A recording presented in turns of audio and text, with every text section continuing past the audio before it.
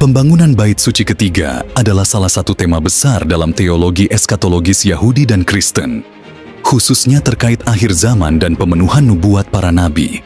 Dalam kepercayaan Yahudi Ortodoks, Bait Suci ketiga diharapkan akan didirikan di Yerusalem di lokasi Bait Suci pertama dan kedua, yaitu di Bukit Bait Suci, Temple Mount, tempat yang sekarang menjadi Masjid Al-Aqsa dan Dome of the Rock. Sebagian orang Yahudi percaya bahwa pembangunan kembali Bait Suci ini akan menandai era mesianik, sebuah masa damai dan pemulihan rohani bagi Israel. Dalam konteks ini, sapi merah atau parah adumah memainkan peran penting karena diyakini sebagai elemen pemurnian yang diperlukan untuk memulai kembali membangun Bait Suci. Dalam kitab Bilangan 19 dijelaskan bahwa Tuhan memerintahkan orang Israel untuk menggunakan abu dari sapi merah yang sempurna, tanpa cacat dalam ritual pemurnian yang akan membersihkan orang-orang yang telah menjadi najis karena bersentuhan dengan mayat atau sumber ketidakmurnian lainnya. Abu dari sapi merah ini dicampur dengan air dan dipercikkan pada orang atau benda yang najis untuk memulihkan kemurnian mereka. Proses pemurnian ini dianggap sangat penting untuk memungkinkan para imam dan orang-orang Yahudi memenuhi syarat secara ritual agar dapat masuk ke Bait Suci dan melakukan ibadah sesuai ketentuan dalam Taurat.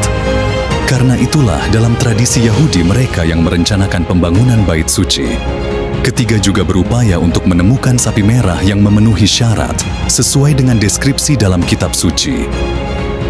Pembangunan Bait Suci ketiga menghadapi banyak tantangan baik dari aspek agama maupun politik. Secara politis, kawasan Bukit Bait Suci adalah area yang sangat sensitif karena menjadi tempat suci bagi umat Islam, Yahudi, dan Kristen.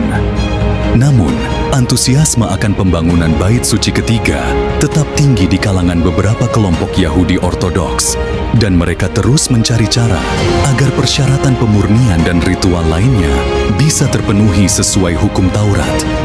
Kitab Wahyu 11 ayat 1-2 menggambarkan Yohanes menerima penglihatan tentang sebuah bait suci di Yerusalem, di mana ia diperintahkan untuk mengukur bait Allah, kecuali pelataran luar yang telah diberikan kepada bangsa-bangsa lain.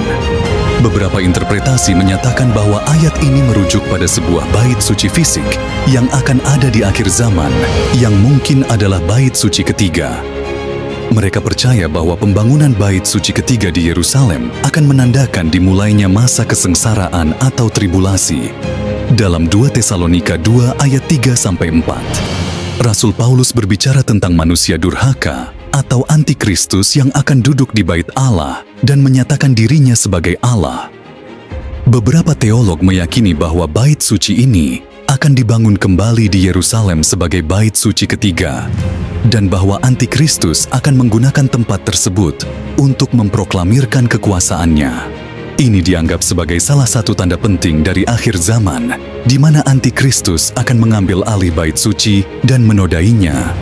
Banyak orang Kristen yang percaya bahwa kembalinya Kristus akan terjadi setelah masa kesengsaraan besar yang berlangsung setelah bait ini dibangun dan antikristus mengambil alih tempat suci tersebut. Dengan demikian, pembangunan kembali bait ini dianggap sebagai salah satu tanda paling akhir sebelum penggenapan penuh dari nubuat akhir zaman. Jika video ini menjadi berkat bagi saudara sekalian, jangan lupa untuk like, share, dan subscribe. Kiranya Tuhan yang Maha Kuasa menyertai kita sekalian.